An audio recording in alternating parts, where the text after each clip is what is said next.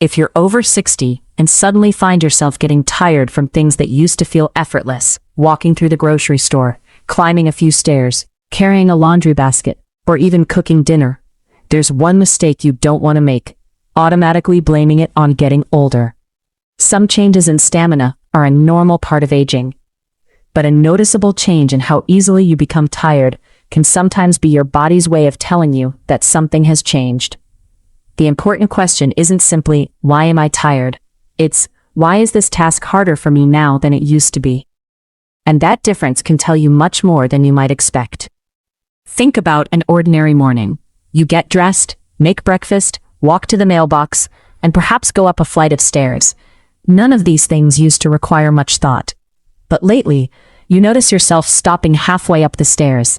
Maybe you need to sit down after unloading groceries, or perhaps a short walk leaves you feeling unusually drained. You may tell yourself, I'm just not as young as I used to be. That explanation sounds reasonable, but here's the first clue. Normal aging usually happens gradually.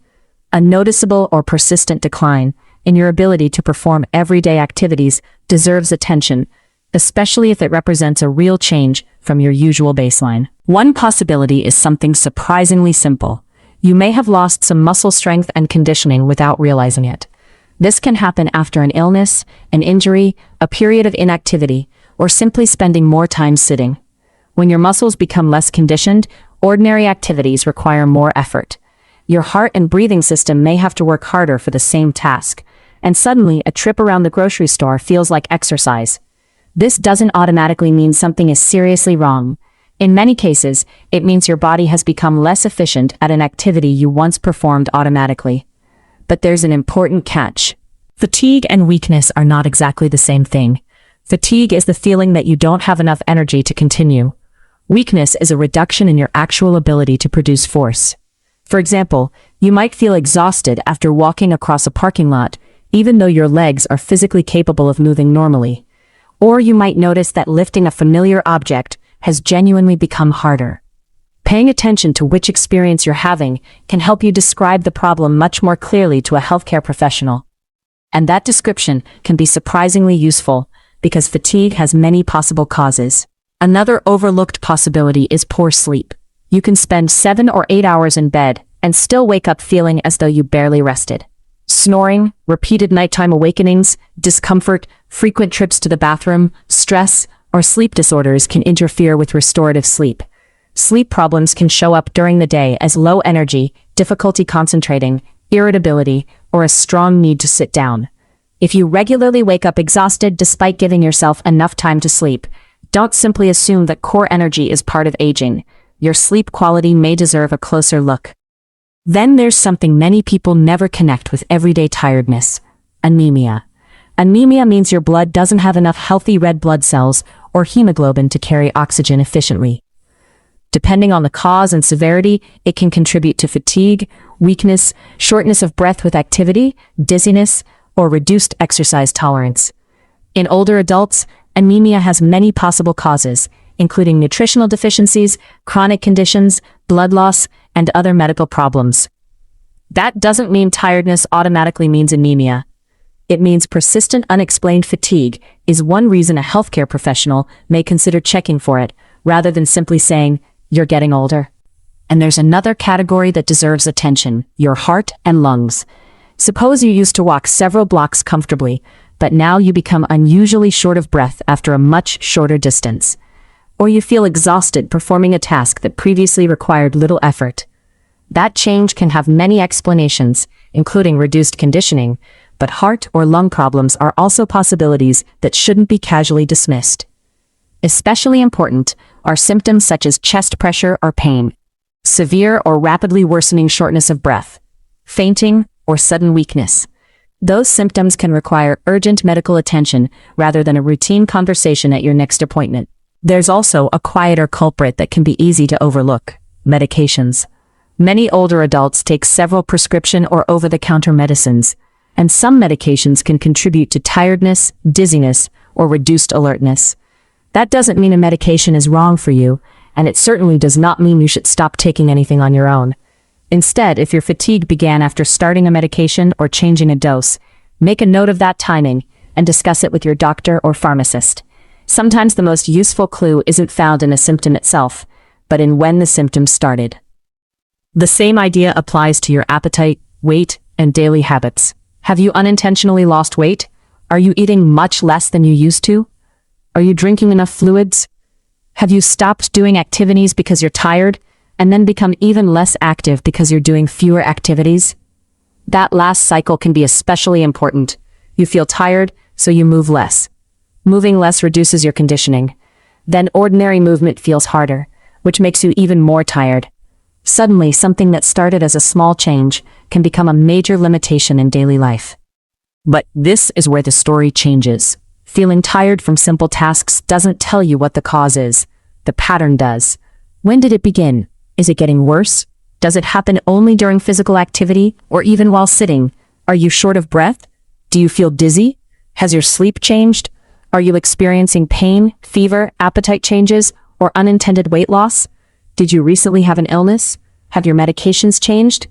These details can transform the vague statement, "I'm tired," into useful information that a healthcare professional can actually investigate. So, try something simple over the next several days. Notice your baseline. Not obsessively, just pay attention. What activities are becoming harder? How far can you comfortably walk compared with a few months ago? Do stairs leave you unusually breathless? Are you needing more breaks? Are you waking refreshed or already exhausted? And perhaps most importantly, is this a temporary bad week? Or is there a persistent trend? A simple record can help you recognize a pattern that might otherwise be easy to dismiss. And if you notice a meaningful change that persists, bring that information to your healthcare professional. There's another mistake worth avoiding: waiting until fatigue interferes with your independence before mentioning it. Many people seek help only after they stop driving somewhere, stop shopping alone, avoid stairs, or give up activities they enjoy. But earlier conversations can be much more useful. Your doctor may ask about sleep, nutrition, mood, medications, medical conditions, physical activity, and other symptoms. Depending on your situation, they may decide whether an examination or laboratory testing is appropriate. The goal isn't to find something frightening. The goal is to understand why your normal activities have become harder. And if the problem turns out to be deconditioning or muscle loss, that doesn't mean the story ends there. Older adults can benefit from appropriately designed physical activity, including muscle strengthening and aerobic activity, when it is safe for their individual health situation. The key word is appropriately. If you've been inactive for a long time, have significant medical conditions, or are experiencing unexplained fatigue, it's reasonable to discuss your plans with a healthcare professional before making major changes. The goal isn't to suddenly exercise like you did at 30. It's to protect the strength and endurance you need for real life. Getting out of a chair, carrying groceries, climbing stairs, and staying independent. Now remember the difference we talked about earlier. If you're tired after an unusually demanding day, that may simply be tiredness. But if you're becoming exhausted by activities that used to be easy, especially if the change is persistent or progressive, that's different. And if fatigue comes with chest pain, fainting, severe breathing difficulty, confusion, or other sudden or serious symptoms, don't wait for a YouTube video to explain it. Seek appropriate medical attention. Your symptoms are more important than any general health advice you hear online. Here's the part many people overlook. Your everyday activities can act like a window into your health. Your ability to walk, climb stairs, shop, cook, garden, travel, or play with your grandchildren isn't just about convenience. These activities reflect how your body is functioning as a whole. When your normal routine suddenly becomes harder, that change can provide an early clue that deserves attention. It doesn't tell you the diagnosis, it gives you a reason to ask a better question.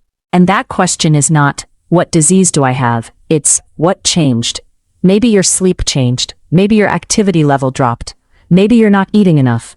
Maybe a medication is contributing. Maybe there's anemia, a thyroid problem, a heart or lung issue, or another medical condition that needs evaluation. There are many possibilities, and several are treatable or manageable once identified. That's why guessing from one symptom can be misleading. The pattern, the timing, and the other symptoms matter. If this sounds familiar, don't panic, and don't ignore it. Write down what you've noticed and how long it has been happening. Think about whether your walking, stairs, household chores, or other familiar activities have changed. Make a list of your medications and supplements, and mention any recent illnesses or changes in sleep, appetite, or weight. Then bring that information to your healthcare professional. You're not wasting their time by explaining a meaningful change in your normal ability. In fact, that change may be one of the most useful pieces of information you can provide. There's also something encouraging here. Not every decline in stamina is inevitable, and not every episode of fatigue signals a serious illness. Sometimes the explanation is surprisingly practical, and sometimes identifying a medical cause gives you a clear path forward. The important thing is to stop treating every change as proof that you're simply getting older. Aging is real, but "I'm getting older" is not a diagnosis. Your body can change with age, but significant changes in function deserve to be understood. So go back to that ordinary moment, standing at the bottom of the stairs, carrying groceries from the car, or walking through a store. If you find yourself thinking, "Why is this so much harder than it used to be?" Pause and pay attention. That question may be more valuable than simply pushing through the fatigue. Notice the pattern. Consider what has changed, and if the problem persists, progresses, or comes with other concerning symptoms, talk with a healthcare professional rather than automatically blaming age. Your goal isn't to prove that you're still 40. It's to protect the strength, energy, mobility, and independence that allow you to live the life you actually want. Sometimes your body whispers before it shouts, and everyday fatigue can be one of those whispers. Don't fear every change, but don't dismiss every change either. Listen to your body, understand your baseline, and give yourself the chance to address a problem while you still have plenty of life to enjoy. And if this helped you look at everyday tiredness differently, like the video, subscribe, and share in the comments what activity has become harder for you lately.